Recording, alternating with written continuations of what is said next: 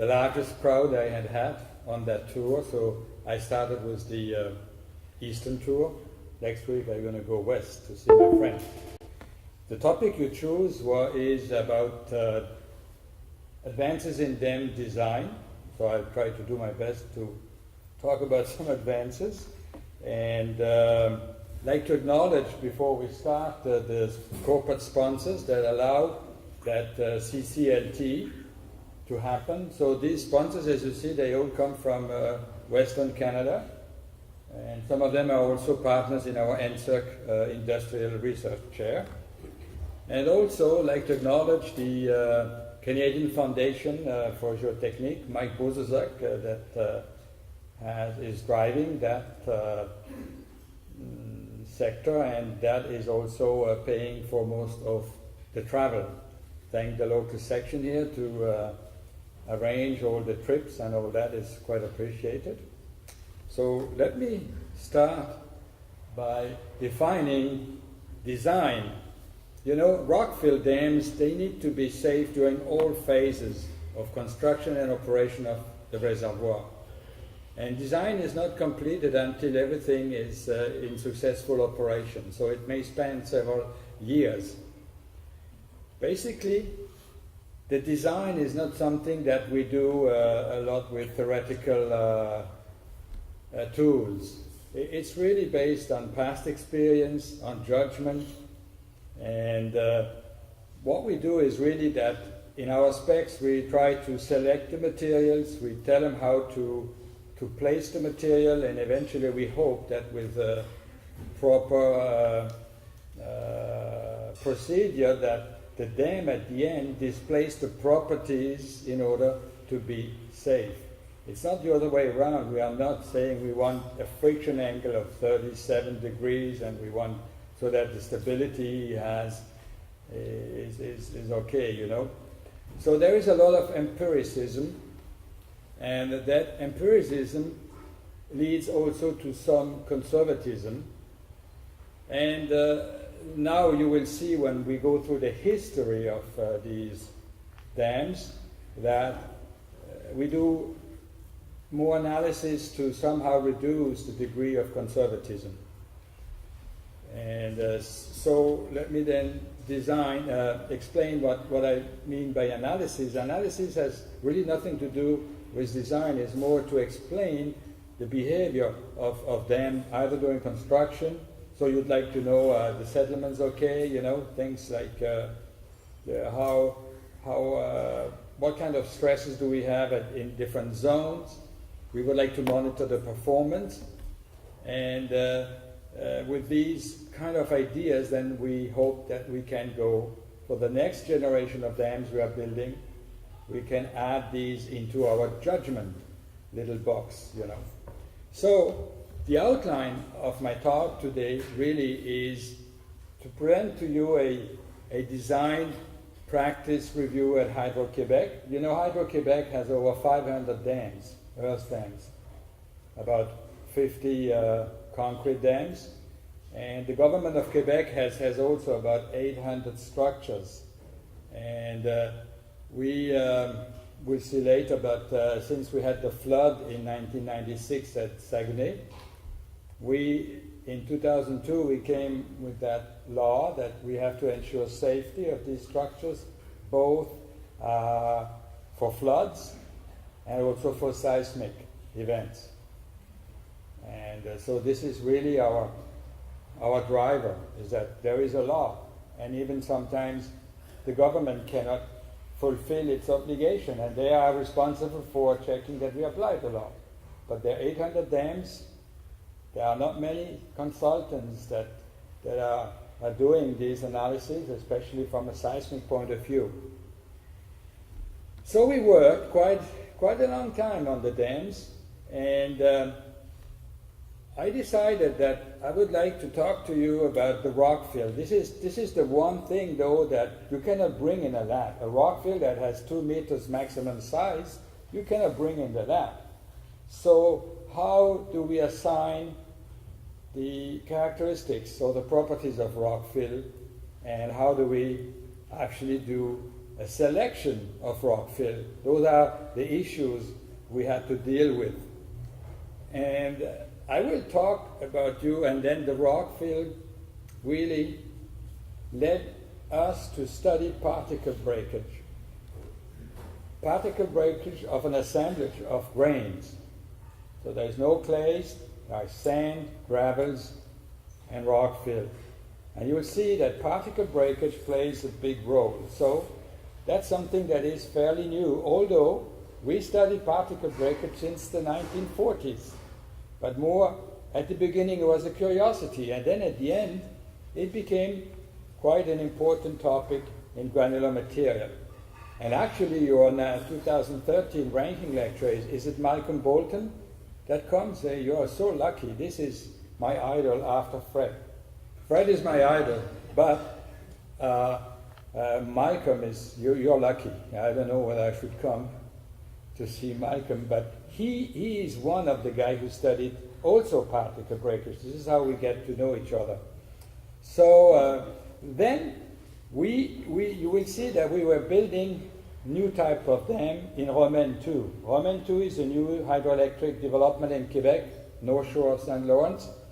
And there is one dam, Romaine 2, that has an asphaltic core, 1 meter thin asphaltic core. And Hydro-Quebec, of course, is worried about how that thin impervious layer would behave. And so we undertook to do some centrifuge tests on that dam. And my students at that time, also independently of what I was doing in particle breakage, they used particle breakage to explain what was happening in the centrifuge. And honestly, it came very interesting, and I will demonstrate to you that the centrifuge, I never believed too much in centrifuge testing, but it can actually predict, even before you build the dam settlement and deformations. That's exactly what the dam owner wants to know. How much does the crest settle when we have construction and when we have first impoundment of reservoir? So centrifuge, I will very quickly show that. Then compressibility of rockfill, empiricism we used. We had the idea that if we see a dam during construction, I should be able to predict its 30-year creep behavior. That's important too. We would like to know how much it will deform over time.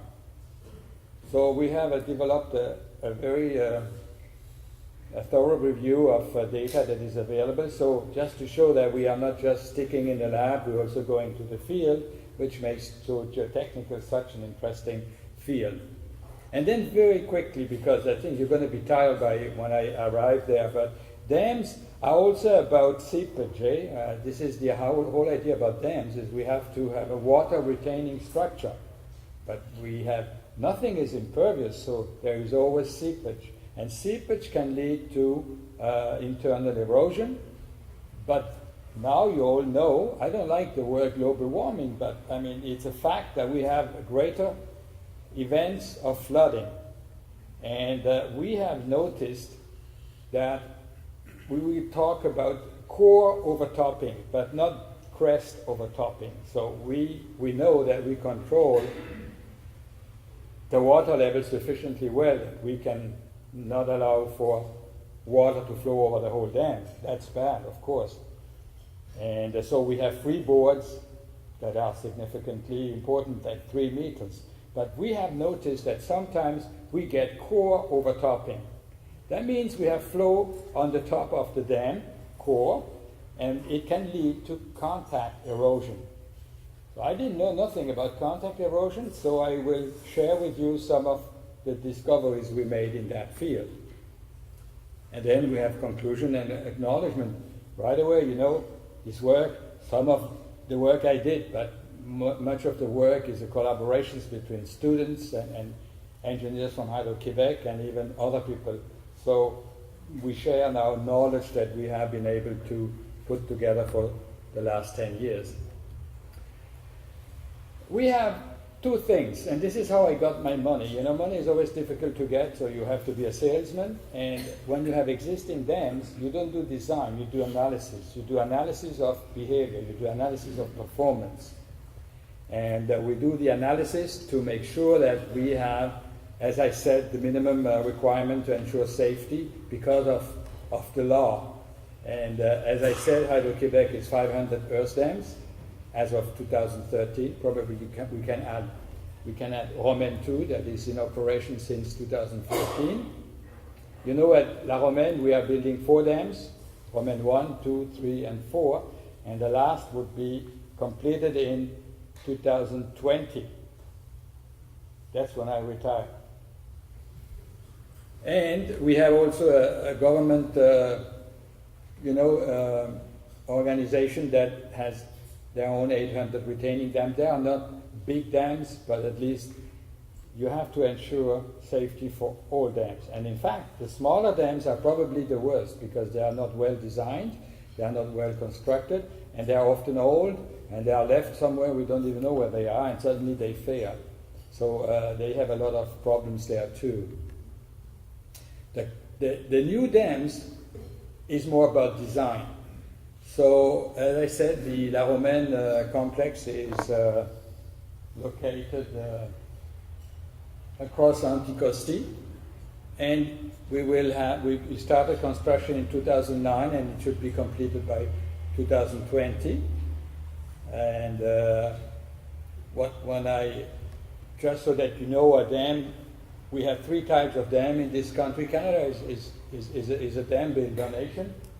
So this is the most current design, where we have a central core. It can be inclined, it doesn't matter, but essentially its role is to be a watertight structure. So it is, in our country, it is glacial till, well-graded glacial till, that is compacted and will provide low hydraulic conductivities. And what we are aiming at generally is about 10 to the minus 7 meter per second. Now that till is very, very thin, so it has to be protected by filters, transitions, and shells to provide stability. So this is what we mean by a zoned earth dam. Then we have the thin asphalt core dams. We have only one in North America. That's Romaine 2. So that technology came from elsewhere, or Europe mostly, and it did cost us a lot of money to bring those contractors in. We had debates at Hydro-Québec, but somehow they wanted absolutely to try that. And because we had till in that area that was not fine enough, the fines content was fairly low. But at Romaine 3, we suggested them that we could increase the size of the core, and we don't necessarily need to have 10 to the minus 7. We could also build dams with 10 to the minus 6 meter per second. So we did not continue with the asphaltic core. It's very expensive, and again, it led to some exaggeration, let's say, in the placement, because they really didn't want that dam to deform too much, because that thin asphaltic layer, we don't know how it behaves when it settles during impoundment. And then the final, we have one dam like this in Quebec, is a thin concrete face. We call them CFRDs, concrete face Rockfill dams, but they could also be asphalt faces or even steel faces. So basically those are the dams we are dealing with. So to situate where we are in the world, you see in red I put Canadian dams. Mica Dam, we know, is 240 meter high, compares well to the largest one of 300 meters. And then we have Bennett Dam, both in BC, 183 dam. And then in bold blue, we have our Quebec dams, SM3, 170, LG2, which is the Hydro James Bay project, 162, and LG4.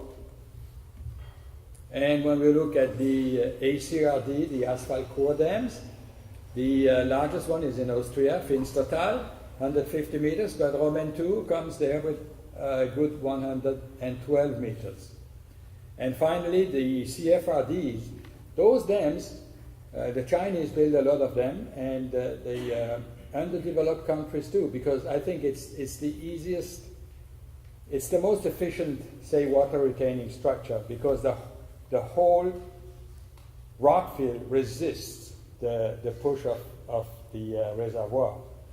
Except the problem there is to ensure that the face stays impervious, doesn't crack, and also that it is well anchored at the upstream.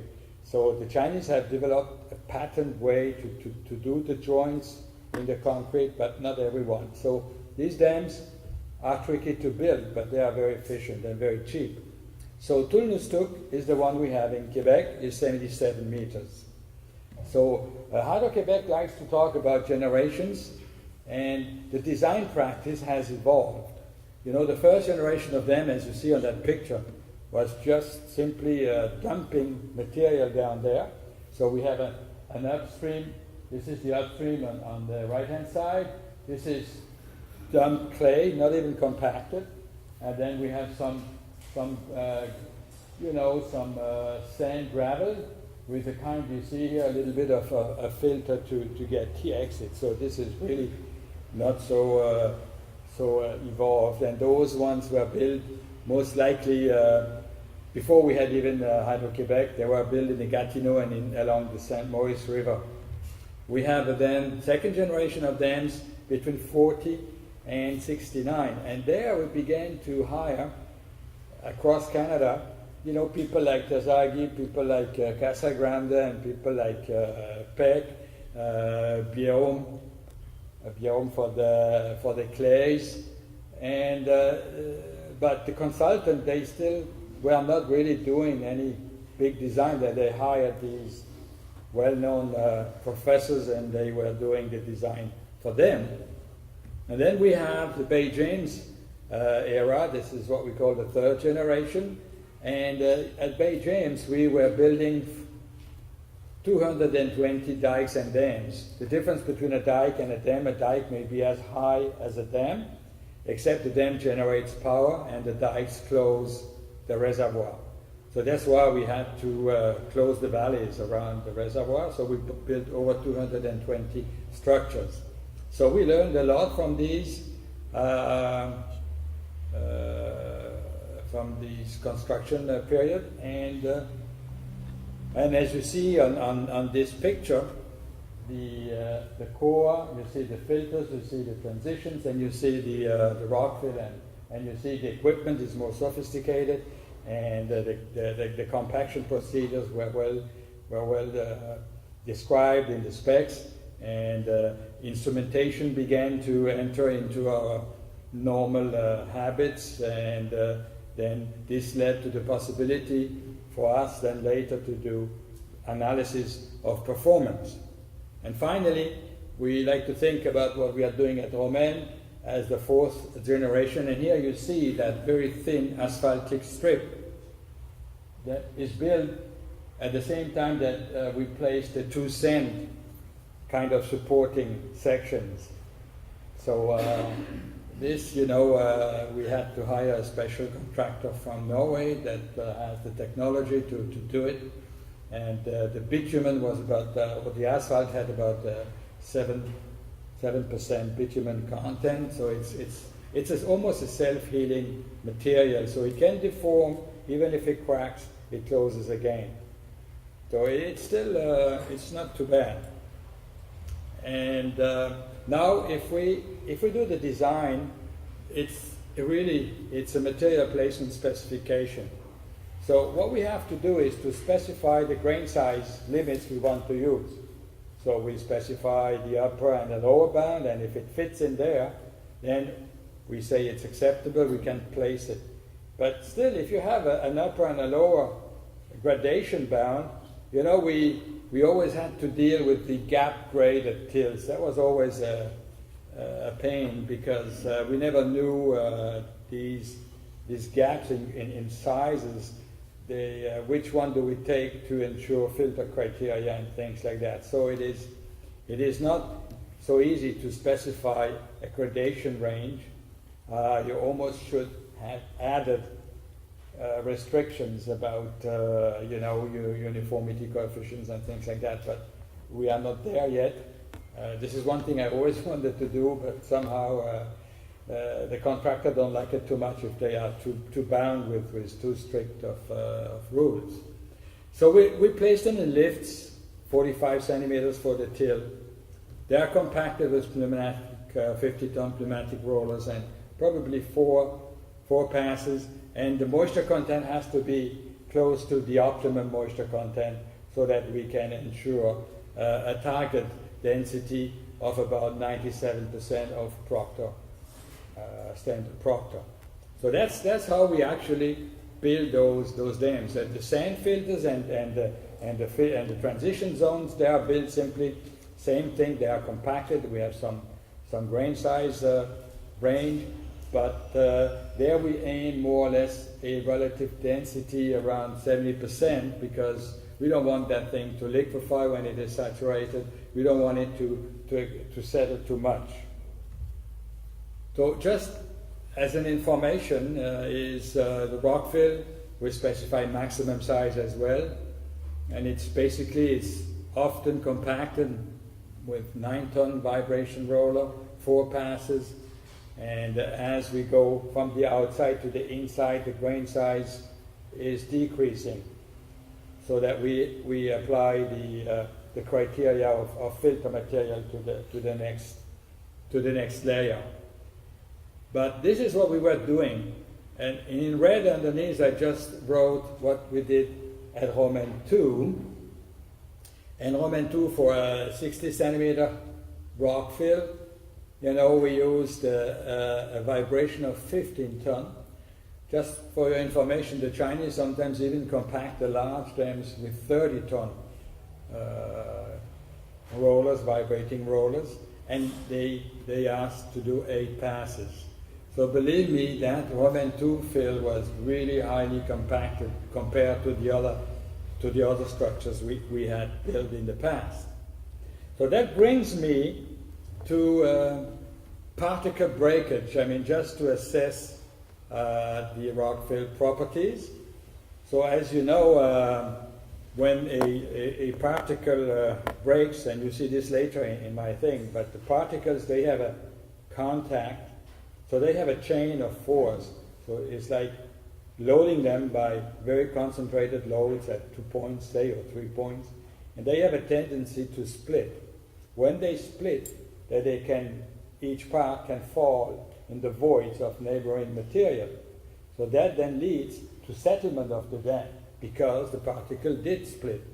Now, this is why I think it is important. Now, for a dam that is about 100 to 150 meter high, you get high stresses at the bottom, close to 2 to 3 megapascal. Plus, you will see that the shear that we impose on the particles will also break them much easier than just increasing the stresses. When you stress and shear, then it breaks much easier.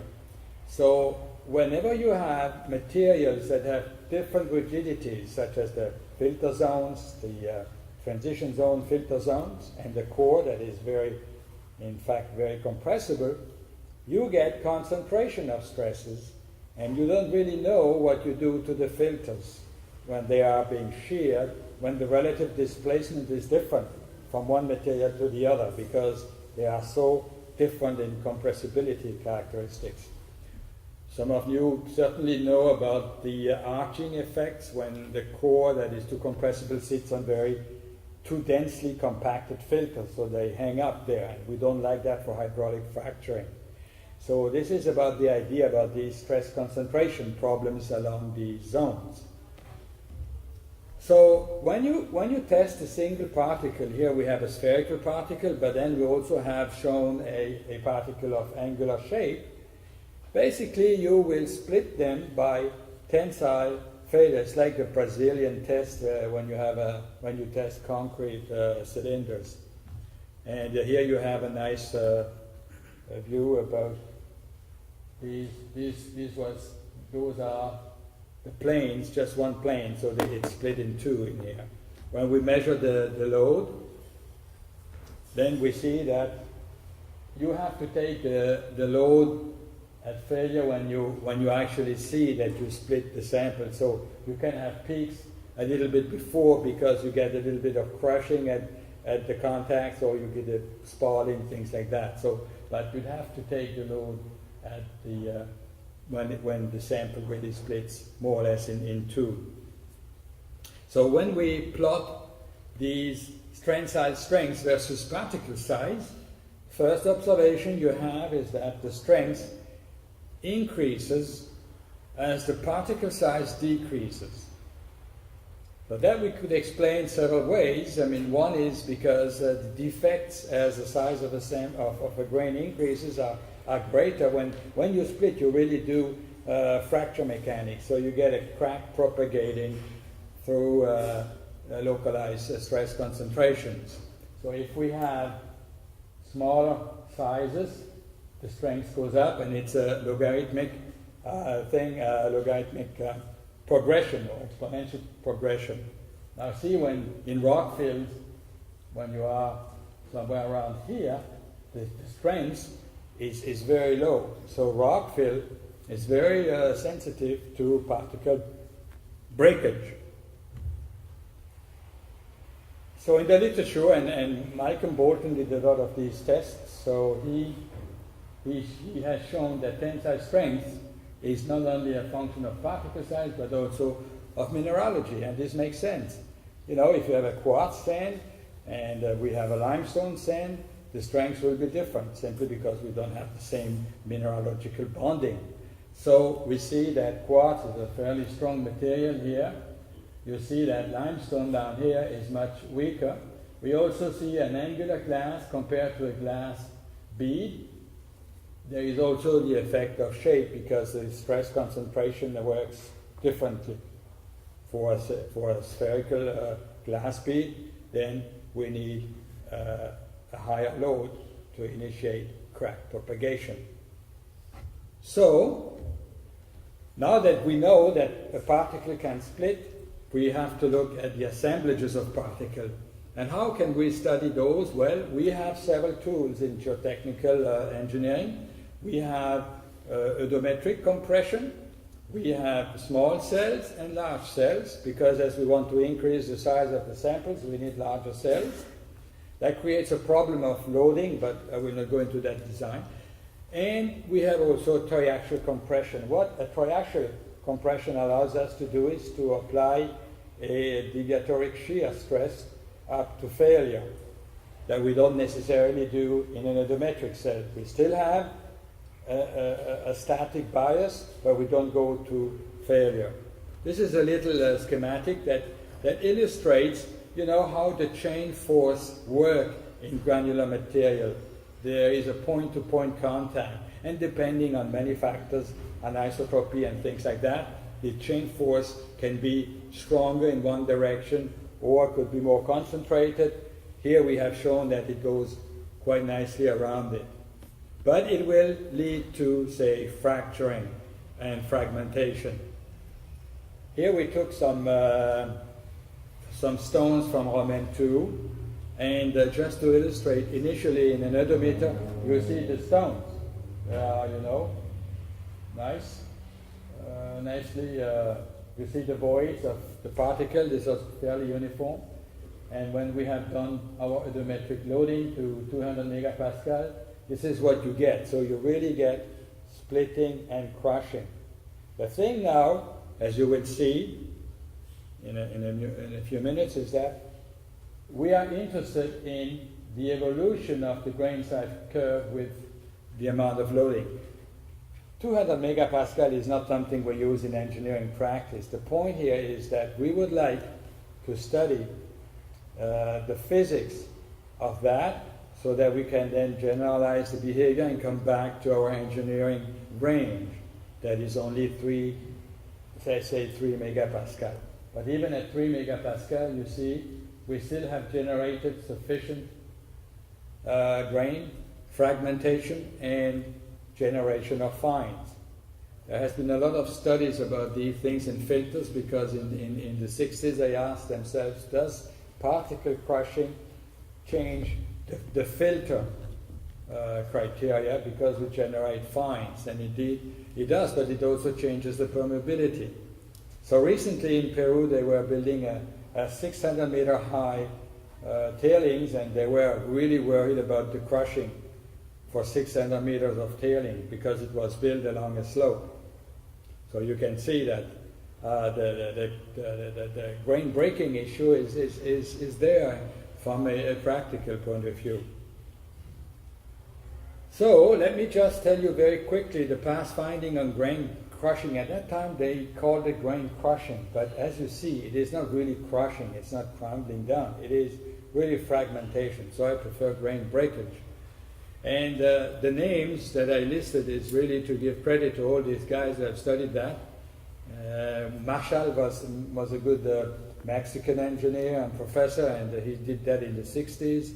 Roy at Laval worked with Guanilo from Western, but Guanilo, you know, spent 5 years at Laval, but he had problems with the French, and so he decided to go to Western, and we lost him. It's too bad. And Bolton, the one you will receive soon next month. Biarritz is an Iché, French people. Alonso is from Barcelona. So many people have looked at the grain breakage issue. And we see it depends on size of particle, you know that now, mineralogy, shape, grain size distribution, uniform versus well graded. And you see that's important. State, wet versus dry. Of course, when we wet, you all know about the collapse that is induced by wetting in some soils. It also does help to propagate the crack easier when we have water that enters into the cracks. And stress pass. What we were trying to do is to seek a conceptual model that we can explain all these dependencies. And as you know now, we have an ultimate state. What happens is as we create smaller and smaller particles, by the end the small particles protect the bigger ones. And because they are surrounding the bigger ones get less stresses because it's more distributed by the smaller particles. So we get to an ultimate state as you have seen. Now how do we represent that? And I was trying to find a parameter that was easy to use, and I decided that the best parameter to use from an engineering point of view was the slope of the grain size in a log-log distribution. You know the arithmetic versus the log, but if you do log-log, you find out you have a straight line at the ultimate here. And the only parameter I need to know is say d max and the slope of that line that I call ultimate slope, u. Now this you already know because this is something called fractal dimensions. You know that because in the till, if you plot the number of particles and the particle size, you see that they increase as the size goes down. That slope here is the fractal dimension, it's d. When I was a young student, I learned it was 2.5. You see that has a little bit changed. But d can be related to the slope of the log-log grain size distribution simply by doing d is equal 3 minus nu. Now, the nice thing about the tills, basal till, they are ridden by the glacier that moves, so finally there is enough energy in that system so that we go to the ultimate distribution. And that's why till are basically well graded. We have generated enough particles. Now, at Waterloo, when I was a prof at Waterloo, they hired me to teach geology, and I didn't know nothing about geology. So now I always enter this as well as an example for my engineering geologists, friends. And you see, in fault breccias, where a fault is shearing the rock, you arrive also at some kind of a fractal dimension and a fractal distribution of the sizes of whatever is in that fault breccia. So this is again, the slope is a fractal number. You see here we have a slope of 2.1, not 2.5. So I mean, you can see that it is variable. So we analyzed a lot of data that was available in the literature since 1940, and we came out with that proposition that the ultimate grain size distribution can be related to the tensile strength of, say, the average particle. So we took D50, and that size was correlated, of course, with the mineralogy, and you see that the strength, as the strength decreases, the slope gets steeper. And then we have a good relationship really for these different materials that were available in the literature. So now, the thing we have to do is to come up with a relationship that allows us to now predict the evolution of the grain size distribution for whatever stresses we have to consider. And there's a slide missing, but basically this here shows what we use in geotechnical engineering, that evolution for another sand, Kenanu sand, comes from goose bait. And as you see in the log, you can see that it doesn't fit too badly. Of course, it's not perfect, but for simplicity, it's going to be sufficient. And basically, the slide that is missing here is that normally it was stress path dependent. But when we looked, we don't like stress path dependent criteria because you get different answers for as many stress paths you will get in the field. So work by Yamamuro and Lade in Baltimore in the 1997, they proposed to do interpretation of these fragmentations using input work per unit volume. So work per unit volume is in fact the area under a stress-strain curve. And remember when I just talked about the fractals, I talked about energy. So the energy concept is a very quite obvious approach in fragmentation of grains. So once you do that, you are able to demonstrate in terms of energy that all the stress paths in fact define a unique relationship for a given material. So that was quite significant that we also began to use then the energy approach to develop the conceptual approach. Now when you look, how can we easily demonstrate that it does fragmentation is we could use the uniformity coefficient 10 D60 over D10 simply to show that as we increase the energy input, we get finer and finer material. The curves move to produce fines at different levels. But then again, CU, it's not I didn't choose CU, we chose the slope of the log-log distribution. So this here is data of Hostin sand. Is a French sand like Ottawa sand in here. That is a calibration sand. So they've done a lot of tests. And when you plot the evolution of that slope in log-log of the grain size, you see that as the input work increases, nothing happens really until we hit a certain a critical work input that where breakage of grain starts. And then as it continues, we can approximate the evolution of the grain size by a linear relationship in that log-log system. So the framework was fairly easy then to establish. What we say is that we have an initial grain size characterized by nu I, and we, at a certain level here, we have a critical work input, and then it crushes, and it reaches the ultimate state here. So this is why it is important to know the ultimate, even though I will never probably go there, but in the lab I can. So you can see how we would like to apply that. We have this, we hit this line, and then we crush until to a certain level, because this is what our structure has experienced or will be experiencing in the field. So now, again, we took all the data that we had sufficiently information, and we have the relationship of that line here. So we have this as a reference point, some value. That is not a real value. This is just an anchoring point so that I can define the equation of that line easily. So we see here the new reference at 1/100th of an MPa is again correlated with the tensile strength. And the slope of that line can also be correlated with the tensile strength of the particles. So here we now have our conceptual model, and we have even calibrated it with existing data.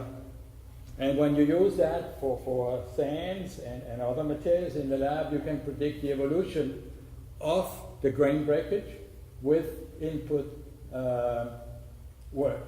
So even though you see here we have limestone, the uniformity coefficient went from about 3 to over 70.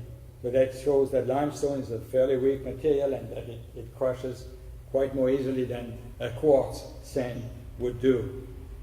Now we can apply that to a dam, and this is where the owner is very pleased to know how does my dam behave. Will I have problems of crushing? Will I have problems of hydraulic conductivity changes and things like that? So Romain 2 was highly instrumented with settlement gauges, and basically we tested the Romain 2 material and we found that it's for this kind of material, zone 30, 0,600 millimeter, the parameters from our calibrations were 3 megapascal for the tensile strength, 2.5 as the reference, and 0.7 for the slope, which means that the critical work at Romain 2 is about 0.09 megapascal. So when we analyze the work that our dam experienced here, it was only 0.02 megapascal. So we could say to the owner, you will have no problem of significant grain size change. So that's something that seems okay, so what? But it's very important for the owner so that he doesn't worry, that he doesn't get a behavior that he doesn't like to have, or that somebody later would come, hey, you have crushing problems. No way, we don't have crushing problems, So that's one part of the grain breakage aspect that is important to introduce in our analysis of our dams, and it will help. Basically, it would help to select adequate material for rockfill in the future. We simply do some testing in the lab on the particles, and we can have particles that we don't even know, such as, when you have several minerals, like feldspar and gneiss and quartz and at different concentrations, So that brings me to centrifuge testing. As you know, this is something that spins around, and because of the centrifuge force, we can actually increase the stresses on the prototype by as many times G's we put in the machine. So Romain 2, as you know, was 112 meter high divided by 160 G. That was the maximum capacity of the centrifuge in Seacore. This is in Newfoundland, and which means that we would need to put a 0.7 high dam in the centrifuge. We could not put 0.7 because of the slopes, so we put 0.5, and we added some weight on the top to simulate the stress levels. So this is more or less a picture of the centrifuge. This is the size of the box in which we are building the dam, and it spins around and it goes up, and we can increase the stress on the dam in that chamber. What we wanted to do is we use the plastic sheet to simulate the asphalt core. We also wanted, while spinning, we first constructed the dam. So as you spin to 160 G, you simulate the construction or the increase in stresses. And when it is at its maximum, testing level, then we open the valve and we fill the reservoir in order to see whether we get additional changes and settlements in the dam. So this is a picture of the structure as built. So it's a a simple trapeze, and it's nothing sophisticated. So you see there is no zones, nothing like that. We wanted to see what it would actually help us to do. We were lucky because independently we decided to use 3 grain sizes. And you'll see later that that was a great help for us. And the maximum size was about 1 inch, 25 millimeters. This one was well graded, this one was uniform, and this one was uniform, same uniformity, but half the maximum size, 12 millimeters. Now, if you followed my talk, you know that the size of the particle should have, we didn't know at that time, should have an influence on the behavior of that simple model. So this is more or less what you find out. If you plot everything like we always necessarily would do, stresses and strains, you get a linear relationship. I didn't expect that, but why not? I mean, basically it is it's a linear elastic material there. And you see that there are differences, but when you look at that, you will not be able to draw any conclusions. Now the other thing interesting is that when you do water filling on the well-graded sample or dam, in blue it is the upstream. So the upstream settles more than the downstream, which indicates that wetting has an influence on the crack propagation in those materials. And finally, for the uniform samples, we also do have a clear difference between the wetting upstream and the downstream behavior as a wet. This curve here is showing the water level in centimeters as it rises. Then, so that you believe me a little bit there, that we just looked at grain size distribution in the 2 sections at the bottom, and we see that we generated some changes in the grain size. So yes, we had some grain breakage occurring there.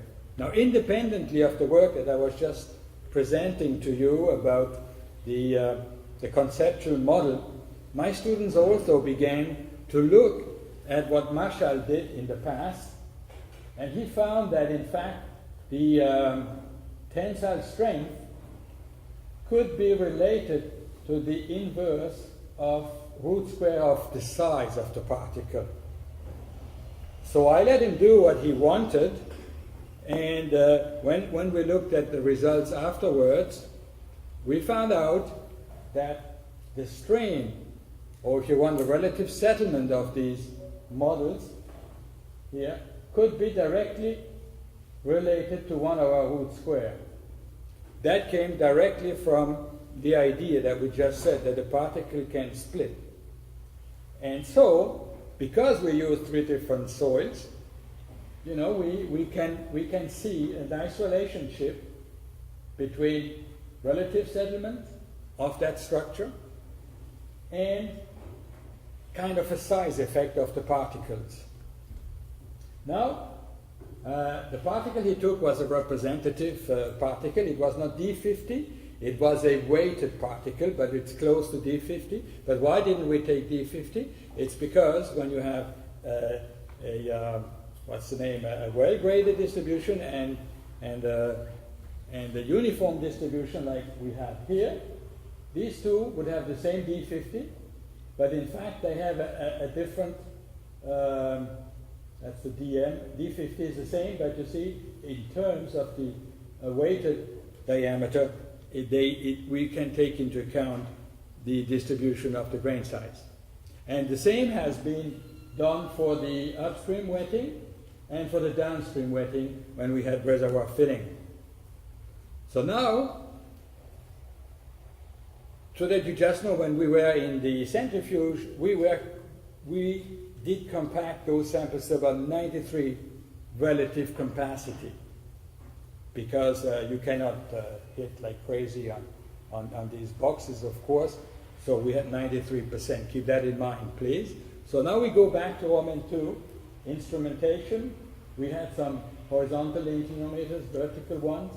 When we analyzed the data, We are able, we have the zones like the 3O, the 3P, and you see in a minute those have different sizes. But I showed you that slide already, but remember this guy was heavily compacted. So keep that in mind. We have measurements here. I will not go in detail. The next slide is important because it shows us that we still get settlement. That is, those are larger particles, those are smaller particles. They have higher stresses because they are closer to the center line. The other one have much less stresses, and yet they settle more. That shows again that grain breakage is an important issue in the dams. So here you have the grain size distribution of the 3P. Maximum of the weighted size is 220. That means 1 over d m root square is 0.07. Simply to show you that we did that for the 3 zones. We calculated in the field what was the relative settlement as we added more weight, and we looked at the settlement, so we were able to calculate the settlement, relative settlement at 400 kPa. This is about the stress we impose when we're at this level and we consider the deformations in the underlying layers. And this one here, somehow it doesn't want to move.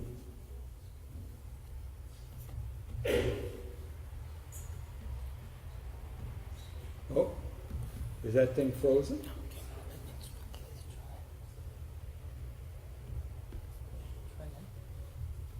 Okay, was it frozen? So that's important. This is a centrifuge we did on a very simple model. The relative capacity is 93%. Now, those are the field data. So the first thing you see doesn't compare at all. But here's the thing.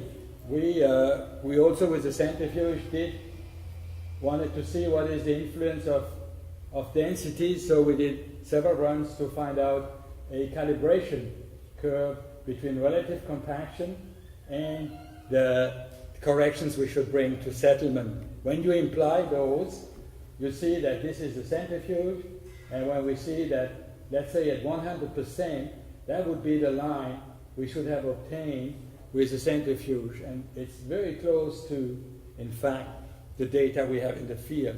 So when I thought that, this is very good news, because it allows you with a centrifuge and a simple model that almost you could forecast what will happen in the field, even though you haven't started constructing the material, because the centrifuge will also generate grain fragmentation. So I see that my time is getting over, but we were also able to show that for the first filling it fits. In situ compressibility of Rockfill, we'll talk about that very quickly, but here are the different phases in a Rockfill. We have, first we do have construction, self-weight loading, and then we have creep. Creep is another issue that owners of them would like to know. Then we have impoundment, and then we get settlement in the upstream of the Rockfill that may have some influence on the core. And then in operation we have continued creep, of course. These dams are there for 30 years or more. Then we have reservoir fluctuations. It's not yet clear whether if you fluctuate the level, does it yield more settlement, more deformation? And of course we have seismic motions that will also affect the thing. One aspect we wanted to know is about the creep. And creep, in the lab, we have the vertical strain, vertical stresses. That gives a kind of a modulus of that sample. And we know this is the time-dependent relationship at different levels. Now what a lot of people have done is to relate that slope to that slope. So this is the compressibility index, and this is the kind of relationship we get by different researchers, Mesri, well-known guy, and Alonso. We did several tests, and we agree more or less with that relationship. So what we used to do is that we studied a lot of existing CFRD dams to then, come up with the in situ compressibility index of these dams and a back calculated creep coefficient, and it's very close to what we found in the lab. So you can use the lab results and you can transfer it to the in situ conditions. That would be one way to do it. So as an information, we publish these papers in ASCE. So you certainly, those interested will find them, and you can then continue. Now, the other thing how we would be able to do that is we could define what is the moduli of a dam in the center line, let's say, as we build it. So you would be able then to get that slope with time until it is built. And those are the observed crest settlements with time. You relate this slope to that in situ compressibility. That in situ compressibility depends on how energetically you will compact the whole fill, or how much the quality of the rock fill, of course. And for CFRDs, we found a very nice relationship between high strength rock fill and very high. This is the unconfined compression strength. Again, this is almost like putting in mineralogy, and you will see that depending on your type of rock you have, you can relate the creep per log cycle of time to the rock fill modulus at the end of construction. So you can easily do that on any new structure. And if you don't have enough data during construction on existing structure, then you will not be able to use that approach, of course. And in ECRD, which is Earth Core Rockfill dam, it's more tricky because we have a zone dam. But basically, and with a very compressible core, but this explains why we got more scatter everywhere. But just to say, and Hydro-Quebec was very happy when we put their dams. They were built with high moduli, and we use the Earth Core moduli to look at the results. So this is till, well-graded till, very highly compacted, and it shows that the creep is not that significant. Again, the owner would be happy because he can forecast problems in the future, or he can see whether it deviates from a projection. If it deviates, then you have to think what is happening. But if you are right on, then you say the dam is behaving as expected, if you want. Now, very quickly, because this is an interesting feature, is the core overtopping, but it's not crest overtopping. And I illustrate here how a phreatic line, a phreatic surface actually will actually move as the reservoir level is increasing, but without going over the dam. So that shows you here we have the reservoir level increases, and we hit almost the more pervious. This is impervious, the core, and those are filters around the core, So it's more gravelly sand. And here we have what I said before. We're going to get seepage along an interface that is not perpendicular to the system, but it is tangential. So we call that contact erosion. So we get higher flows in the more pervious material and less flow in the impervious core. So how does it plug off the particles of the core? Do we get problems? So that's the whole. And then we also have, as it continues, we have downward flow here. Again, we have contact erosion here. Eventually, this is like a surge. It's a pulse. And we are back to normal operation with time. These ones will depend on the hydrology of the system, of the basins, and on the amount of rain we get, but it can be defined. And therefore, Hydro-Quebec asked us, what is a problem? Do we have a problem? And of course, you know, the difference between seepage across the dam is that it's not a permanent condition, it is a transient condition. So we would like simply to calculate the transient effect. But before that, what we did is we developed here a lab test where we had a permeameter, horizontal permeameter, where we could actually set up a very highly conductive material on the top. We'll see that later. Like this here. So here we have the till, compacted till, and here we have the very filter material that will have more flow than through the till. Highly instrumented with piezometers, and the grain sizes we use, this is for the till. Roman 3 till, this is the famous Roman 3 that didn't have enough fines, so this is why we wanted to know, do we have a problem there? And we use several types of pervious material around it, and getting coarser and coarser as the numbers increase. So this is a very coarse, uniform filter, and of course, when we look at the filter criteria, D15 of the filter divided D85 of the base of the till varies between 2 and 17. We know that the filter criteria would be around 4 or 5. So definitely 17 is not a good player. That is the contact here for a D15 or D85 of 2 with a safety factor hence of about 2. And you see after 50 hours of flow, very coarse material, and this is the core.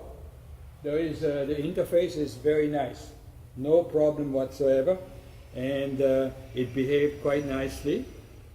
And when we use the upper system, the upper the coarser filter, what we have observed is a lot of erosion at the contact,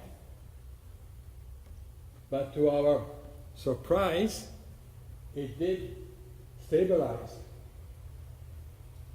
This was very interesting because we went then to fluvial engineering, and we found out that the fluvial engineers already knew that about the bed loads of the rivers, and they called that paving. I didn't know that, but I learned that paving has nothing to do with asphalt paving. You know, they call it paving. It's actually sorting of the material by the flow. So what it does, it picks up the finer materials, removes them, and by the end, the system itself creates a filter criteria that matches what Kazaki found. It's amazing, and the process stops. So we were happy. We could tell Hydro-Quebec, don't worry, I mean, even if you have a very pervious filter material, I mean, you may get some erosion, you may get some particle loss, but it will stabilize because it's the nature of the beast. So you get the idea, but basically what it does, the paving changes the material until it becomes stable, and when it became stable, guess what? We had a ratio for the filter criteria D15 over D85 of 4. From 12 we went and stabilized around 4. And we did that because we were able to sample, and we did grain size analysis. There's a credit to the student to have observed that. And so I think this is something that we never dreamed about to see in the dams, is this business of contact erosion. And this was one VP of Hydro-Quebec, you know, he was so concerned about the hydraulic stability of the crest during these events, because they had one. When do we get co-overtopping? Is when something doesn't work right in the dam. A tree does not allow the gates to be open to have the floods evacuated in time, power failure or whatever, you know, and then it goes up, but it's a surge. Right now I have an MSc student that looks at the flow simulation, so we do seepage modeling, but it's a very highly non-linear system when it is unsaturated, because those materials are not saturated. So you play on the fact that they are not saturated so that they can take some water to get saturated, and therefore it reduces the risk, really. But by the end, we almost don't care to do those analyses because we know it will stabilize, even if I had tangential flow. So that's what we concluded, that as long as the filter criteria are always met. That's what I told you about design. We make sure that all materials that are close to each other will follow the filter criteria. Common sense engineering. So we, at Romain, everything is like this, so we have safe behavior with respect to core overtopping. One of my final things was to look at the criteria for internal erosion. So this is when the flow goes through the cores. And many of you know probably that we take always critical hydraulic gradients. I don't like the idea of critical hydraulic gradients. To me, it's a question of critical flow velocity, critical seepage. I found, well, it wasn't me, again, this is the student went into Hungarian literature, and they found that the Hungarian, and you know a famous name of Eszkesdi, they worked on water wells, and they didn't want fines to block the yield. So it's like the filter criteria or internal erosion inverse. We don't want to lose particle, they don't want particle to accumulate. And what they have done is they have used K, so the permeability, as a measure of critical velocity. And I found that idea very interesting because I've always thought that permeability is an overall factor of a lot of things.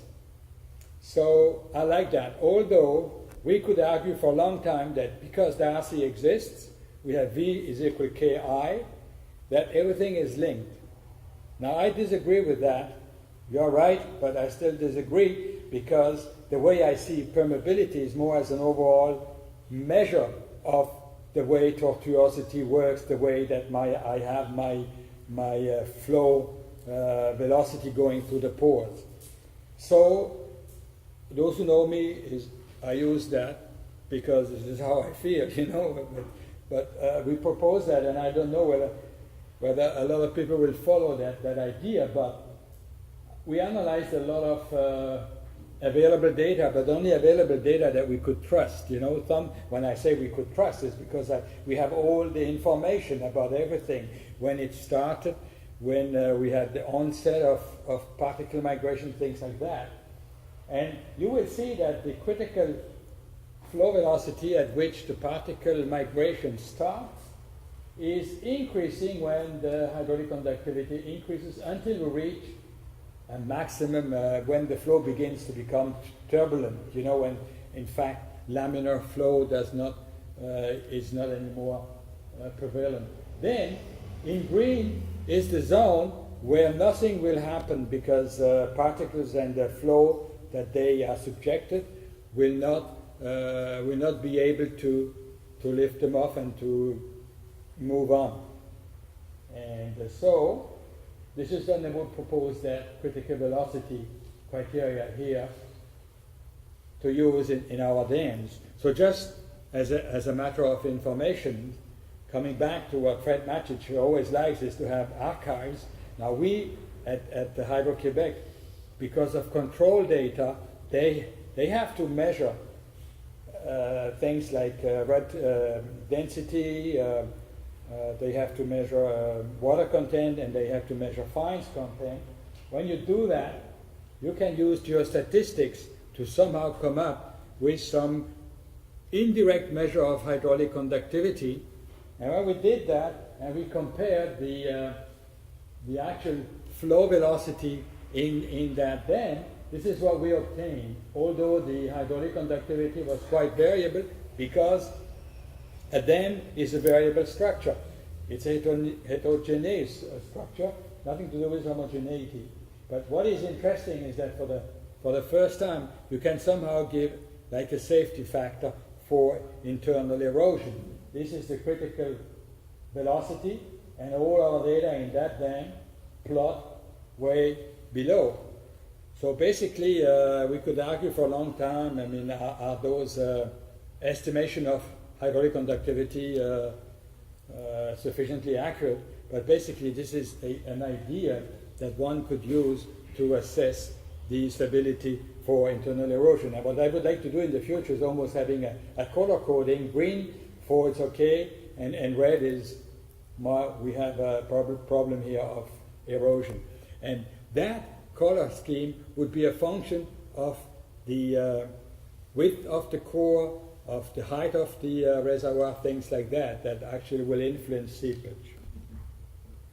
So the future development in dam design is now, this is what we are working on right now, is numerical modeling. But numerical modeling is easy said, it's not easy done, because people would like to know, do we have good constitutive equations?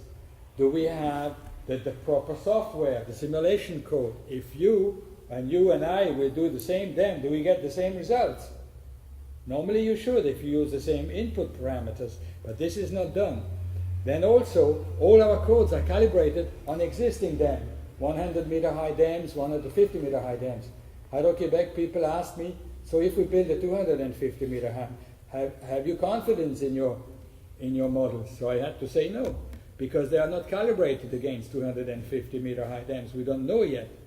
So this is something that we have to use in the future to work more on making sure everybody would get more or less the same answer while we do a numerical modeling approach.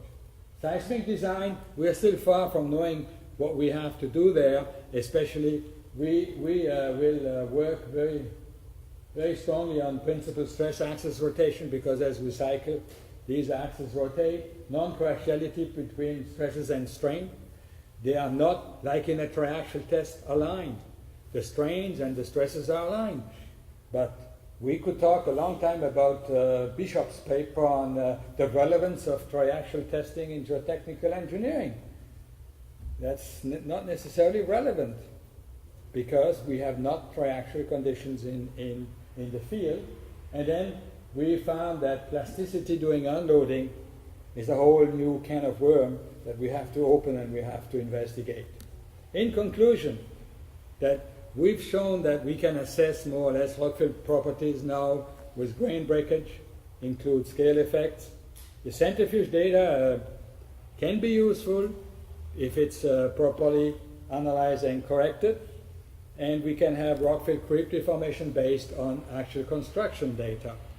In terms of internal stability and seepage, it could be related to a permissible flow, which is a function of hydraulic conductivity. So here you see that it's very important about the placement specifications, because if it's well placed, you will have a good permeability. So if you don't place it well, permeability may become too variable in your system.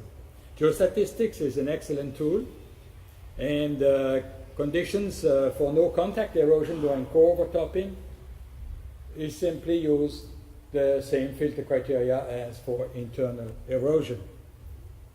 So, dam design is still based on empiricism, and we may perhaps downsize the degree of conservatism by doing a little bit more analysis.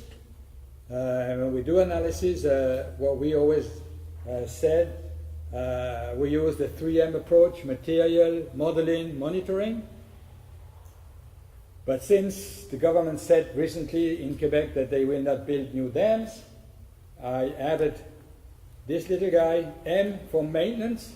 So we have a lot of existing dams, and the geotechnical community can do a lot of work in assessing the performance of existing structures and by proposing adequate maintenance programs. So I'd like to thank again my graduate students, my collaborators, both in Hydro-Quebec and in the consulting world. Then we thank the Society again, and its sponsors, and the partners of our research chair. So I'm 17 minutes over my time, sorry.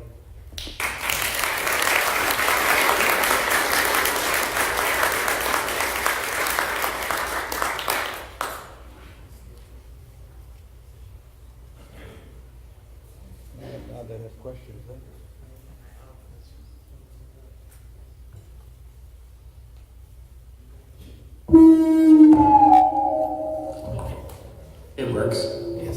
think we have time for 2 questions, maybe 3, depending on how exciting it is. Starting from here. Go on. Thank you for the great presentation. Lots of information for me. I'm just curious about that breaking theory. That whether the angle between the surface would affect the settlement, because in the experiment we did in the lab, I saw the angle wasn't in horizontal, but in the down we have the contact surface of the final course in the angle. So would be any effect? Well, if you use a, say, numerical modeling, it would be included in the strains you would calculate. So if you have the strains and the stresses, then you can calculate the input work. And when you have the input work, it's independent of angle or whatever, because it's included in the response of the soil. You see? So we are not there either, because it's a stress strain that we need to find out in the field. It's not so easy. It's easily said, it's not easily done.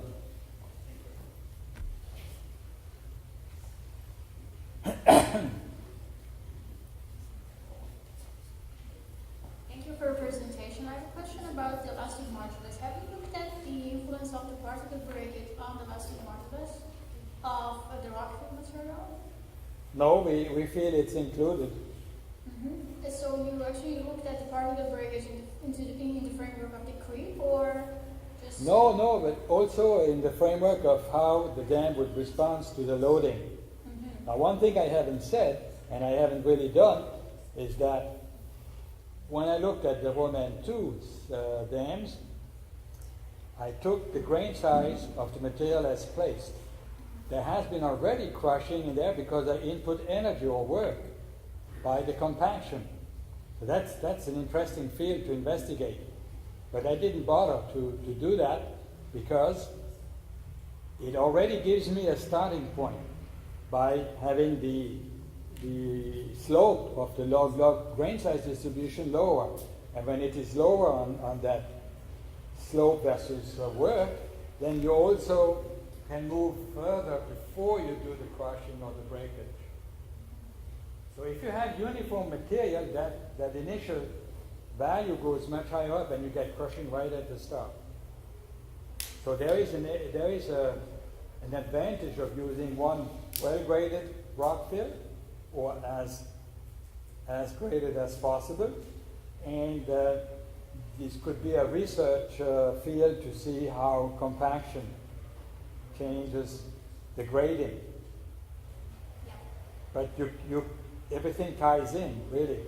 So what are the chances that we get a construction kind of procedure that gives us zero breakage? So is it possible, or? No, I don't think so. But definitely if you use a well-graded material, you get much less chances to produce more fines, you know.